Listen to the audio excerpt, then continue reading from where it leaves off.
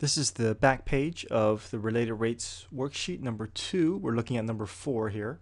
A man 5.5 feet walks away at a rate of 2 feet per second from a lamppost that is 12 feet above ground. When a man is 8 feet away from the base of the light, at what rate is the length of his shadow changing? And then at what rate is the tip of his shadow moving? So this is a type of right triangle problem that we've seen in the past that deals with a shadow of a person walking away or towards the lamppost. So here we have a similar triangle, small triangle here, and then large triangle that we can see here. We can set up proportions, ratios to set up our problem. Similar triangles here. So small height, or height of the small triangle, is to the height of the large triangle, so 5.5 over 12, as small base of, or base of the small triangle is to the base of the large triangle. So base of the small triangle is y. The base of the large triangle is x plus y. Notice it's x plus y and not just x, right? X is not going to be any, it's not going to be the full length of any triangle that we see. So, so small height is to big height as small base is to big base. Now, once we set up proportions, we can cross product to get rid of the fractions. So distribute the 5.5 through, and then combine like terms. 5.5x is equal to 6.5y.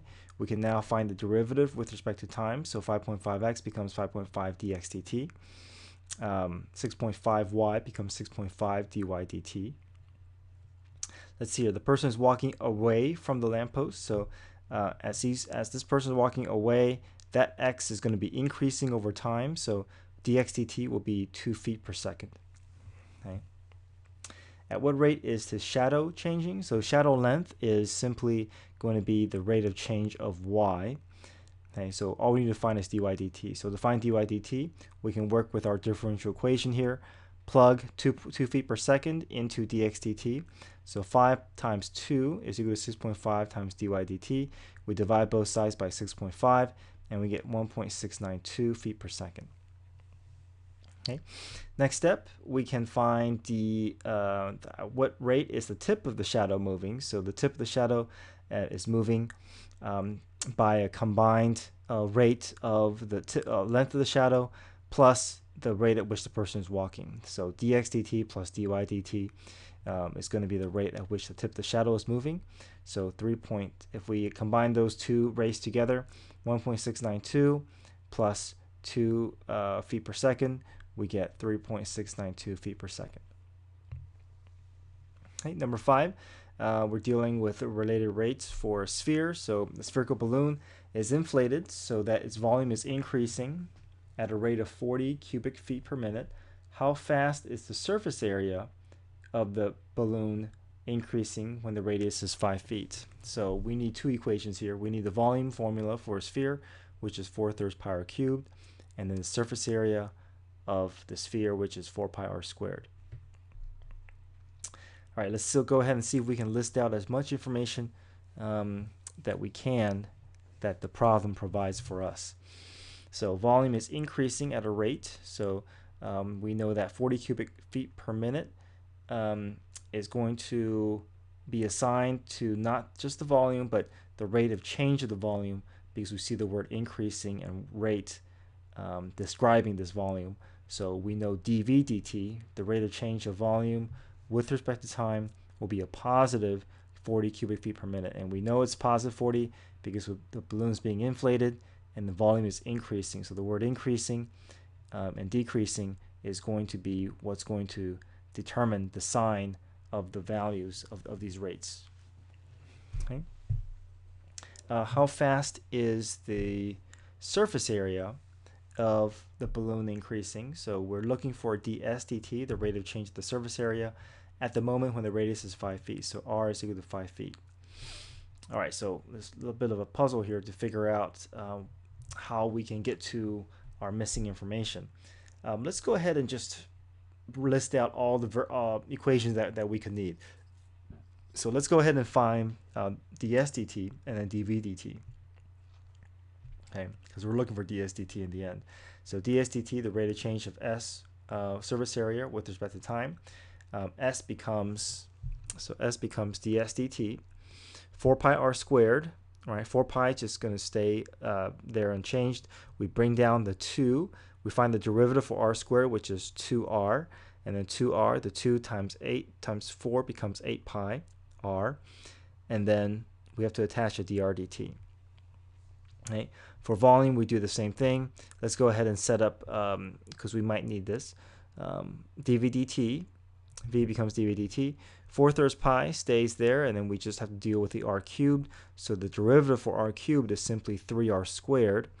And then 3r squared, we attach dr dt. So really, the 4 pi r squared is coming from this result here. The 4/3 pi times r cubed, which is 3r squared. And then we'll find the derivative of the radius with respect to time. So we have to also attach a dr dt. So the 3's will cancel out. And then 4 pi r squared. So that's where the 4 pi r squared is coming from, dr dt. All right, let's see what we can do here. We're trying to find ds dt, but to find ds dt, we need dr dt, which we don't have at this moment. But we can find dr dt by using this equation, because we can plug in 40 for dv dt. We know that the radius is 5. So once we find the radius is 5, we can get to dr dt. Once we get to dr dt, then we should have enough information to work through and solve for ds dt. So let's do that. dv dt gets replaced with 40. That's what's provided for us. Positive 40 because the balloon is increasing in volume. Equals 4 pi r. R is 5 feet, so r squared. dr dt, that's the missing variable initially, what we're looking for. So 4 times 25 is going to be 100. Divide both sides by 100 pi. 40 over 100 pi becomes 2/5 pi. That's dr dt. So once we have dr dt, now we can plug the 2 over 5 pi in for dr dt to solve for our final part that we need for the problem, what the problem is asking for, the rate of change of surface area. So dr dt gets replaced with 2 over 5 pi. R gets replaced with 5 feet.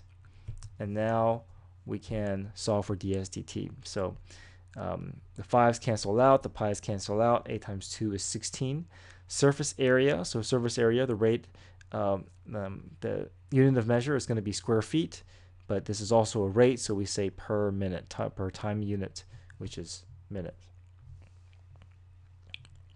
All right, number 6, a coffee pot has the shape of a cylinder. H is the depth of the coffee pot. The radius is a constant 6 inches, no matter what level no matter what the water level is.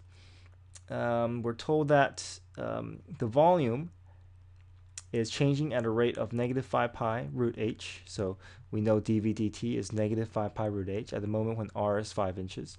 The formula for that we need for cylinder is v is equal to pi r squared h. Okay, normally to find the derivative, we would have to deal with radius and height. However, radius we don't have to leave that as a constant because we know the value for the radius, and that radius is never going to change for a cylinder. So we can just go ahead and replace r with 5. So v is equal to 5 squared pi h. Simplify that, we get v is equal to 25 pi h. So now we can find the derivative of volume with respect to time, which will then allow us to get to what we really need, which is dh dt. So v becomes dv dt. 25 pi, so the coefficient, is just attached itself to h. So really we just need to find the derivative for h. The derivative for h is 1 dh dt because every variable is with respect to time. 25 pi, its coefficient, it just stays intact there. All right, so now we need to find dh dt. Let's see what information we need to plug in. We have dv dt. dv dt is the rate at which the volume is changing, which is -5 pi root h. And then we simply divide both sides by 25 pi, cancel the pi and reduce to 5 over 25. We're left with negative root h over 5 inches per second. The h never gets replaced because we're never told what h is, so we have to leave h in our final answer. Number 7, water is leaking out of a full cylindrical container. So it's another cylinder problem. Water is leaking out at a rate of 2 cubic inches per hour. So you see cubic inches. You know this is dealing with volume per hour. So that tells us that we're dealing with dV dt. And it's leaking out. So water is leaking out, meaning that this volume is going to be decreasing over time. So we need to make sure that we include a negative in front of dV dt. Container has diameter of 8 inches. So 8 inches means the diameter 8 means the radius must be 4. Okay, and the height is going to be 12 inch at that time. At what rate is the height of the container changing when the container is half full? All right, so let's see what we can do here. We're trying to find the rate of the height. We're trying to find dH dt at a particular moment in time. All right, so we're dealing with the volume equation, which we're going to first start off with V is equal to pi r squared h, but just like before, we know that the radius is never changing, so we can replace that with the constant if we know it, and we do know what the radius is. The radius is 4 inches, so replace 4 in for r, so 4 squared times pi is 16 pi h. So now let's go ahead and find the derivative since we have the two remaining variables. V becomes dV dt. 16 pi h becomes 16 pi dH dt. The derivative for h is 1, but we have to attach a dH dt. Okay. At the moment when the container is half full. So we're going to find, now it doesn't, dH dt is not going to be affected by whether the container is half full or not. So the rate is always going to be consistent, so we don't have to worry about when the container is half full. Okay. All right. So, or we can, but the thing is, there's no variable for us to plug in. So when h is equal to 6, but there's nothing to plug in here.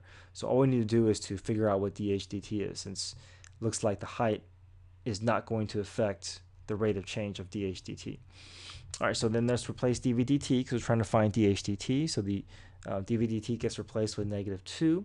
So -2 is equal to 16 pi dH dt. Divide both sides by 16 pi, and we get -2 over 16, which is -1 over 8 pi inches per hour. So dH dt is in terms of one-dimensional units, so inches, and then time unit per hour. So that's our answer.